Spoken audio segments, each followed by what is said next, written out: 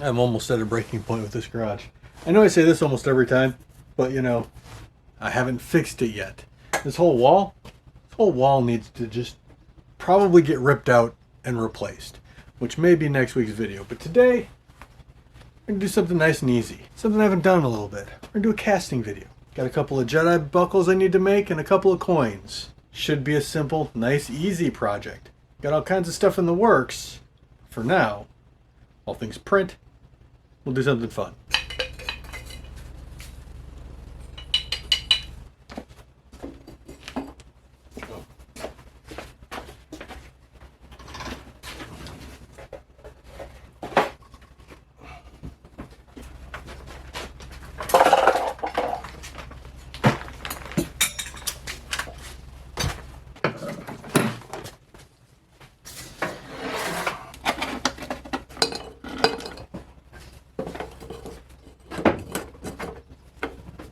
So what are we casting? We got Soldier bottle opener, Strange Magic bottle opener. The whole reason I'm doing this, Jedi from Acolyte belt buckle thing, and a couple of goat coins. We don't talk about that. This is different than most of my normal ones. It's got a, since there's a groove in the middle here, I have a blank that goes in it. And then when I do the other side, I just take it out. This is what I mean in a minute. It just goes in.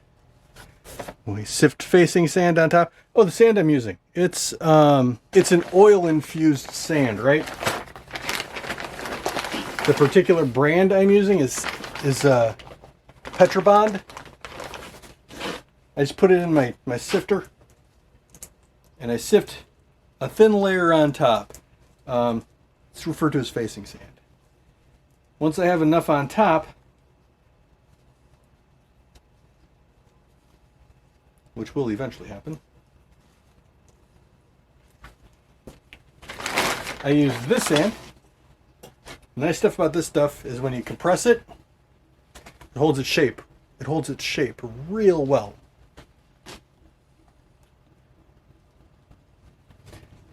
So then I fill up the mold. I compact it. I usually use my hand for this. There's no need to go crazy. Some people just body weight is usually more than enough to do what we need to do. I'm using zinc, which is a low melting temperature metal. It flows very well. There's no need to get overtly aggressive with this. The side has been compressed. It looks really good. My spacer just popped right out. And if there's a secret to this whole process, it's this. This is a parting compound. I use Teton part. It's fantastic, if not a little bit noisy.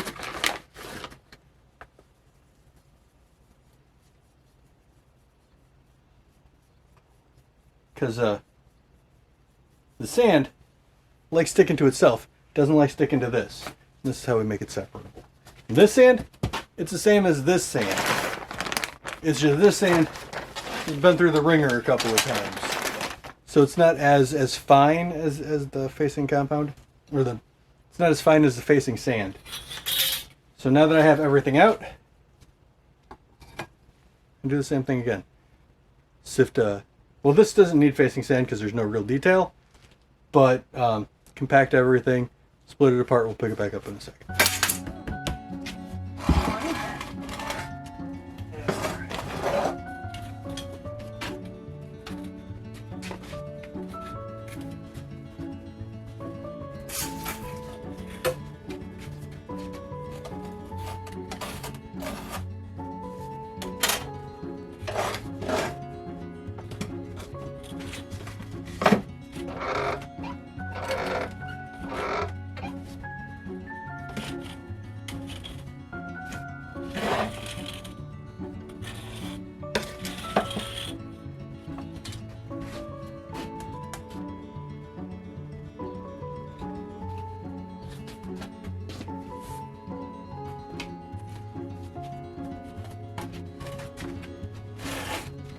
Borrow? Brush. It's in there. Oh. That's my dusting off brush then.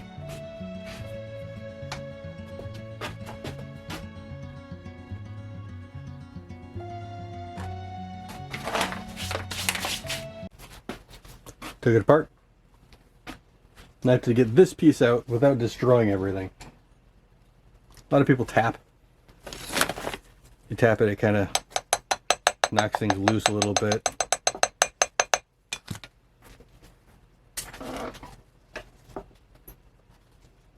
I've also found pins. Straight pin.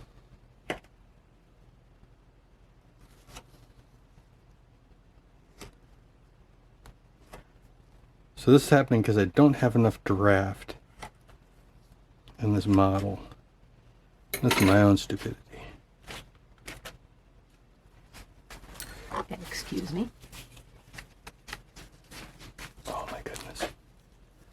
This doesn't want to come out. The whole thing seems loose, but come on.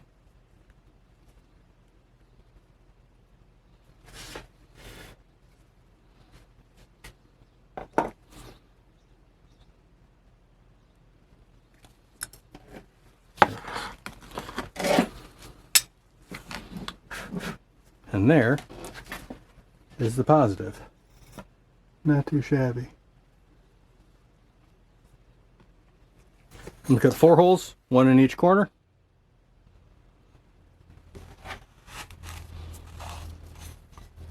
These aren't risers, but that's what I call them. It's mainly just so I can see whether the metal has flowed all the way through. And the less resistance this stuff has, the better it flows. Then I use a larger one for this. Because this is where I'm going to pour from. Just dumped a bunch of sand on me.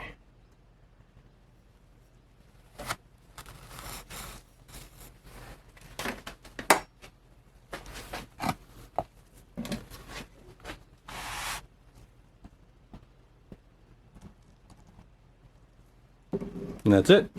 We pour into there. This is just a bag of baby powder.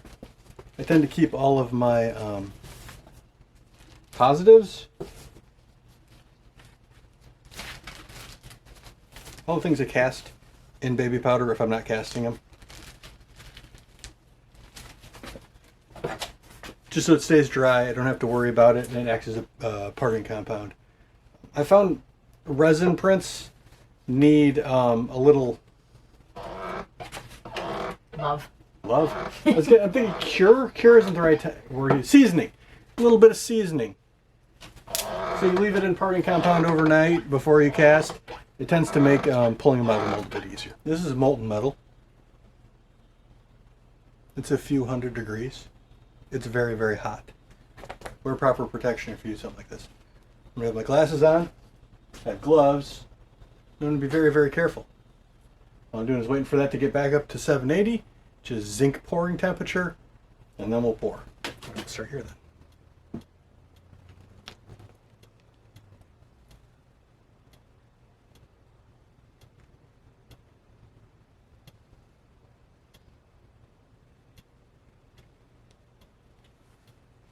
No, that worked. Okay, yeah, go ahead.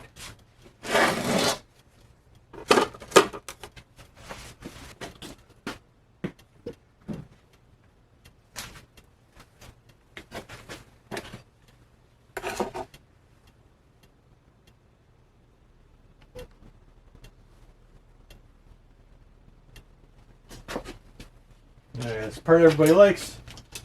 The reveal.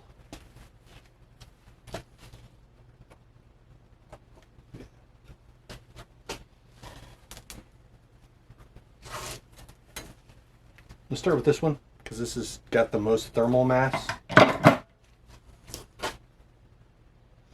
move you so you get a better view. Alright, let's see what we got. Eh? Well, that looks promising.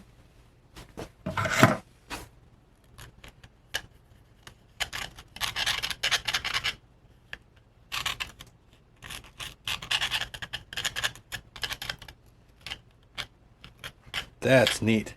Note the circles. Oh yeah, the holes go all the way through. This one actually came out, I would say, perfect. I don't use that term very often.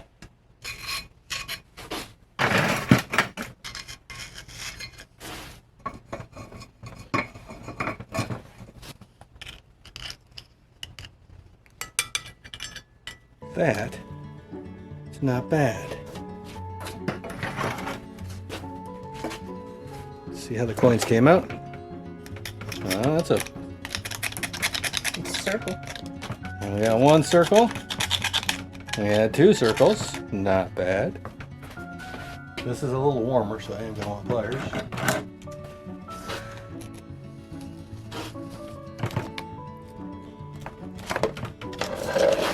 It's warmer because the metal hit the metal. Yeah. Thermal conductivity.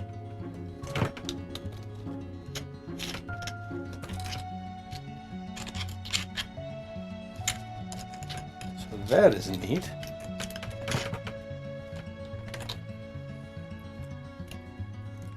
I love casting in zinc. I have so few problems when I cast in zinc. I shouldn't say that till I'm done opening up all the things we poured. This is about to prove me wrong, I am sure.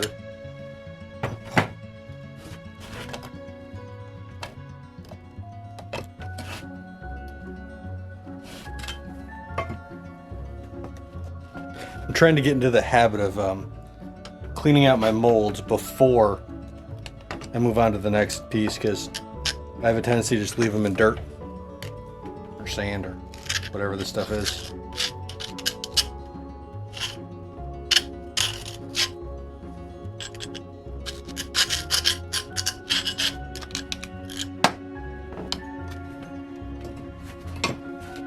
Alright, now for the main show.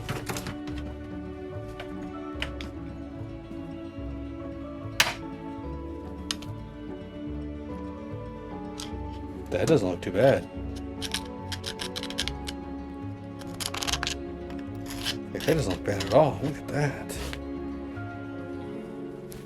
Get you to focus. That's pretty okay.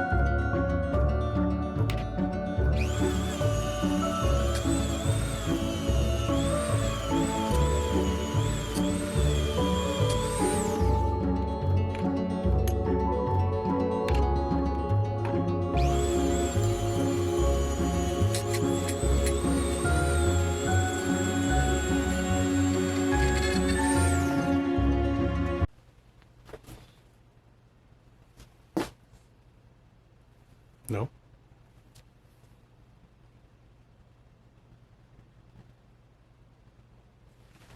This isn't the end result. This has just been a quick Scotch-Brite and a couple seconds on a buffing wheel. This is a prototype to see if I like the size and the general dimensions. I still have to Dremel out the back. But it's not bad. I'm going to send this to Derick. If he likes it, then we make it in brass. If there are tweaks, then there are tweaks. I mean, these things kind of happen. But that's not bad. The other things came out okay.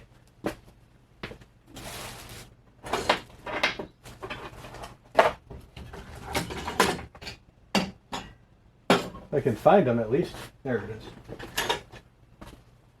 I haven't polished it yet. It's a soldier one, and then the Strange Match just came off the wheel that I'm still working on it.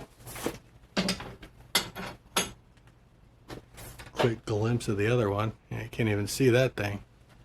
All right. For a evening in the garage, I think everything turned out really, really good.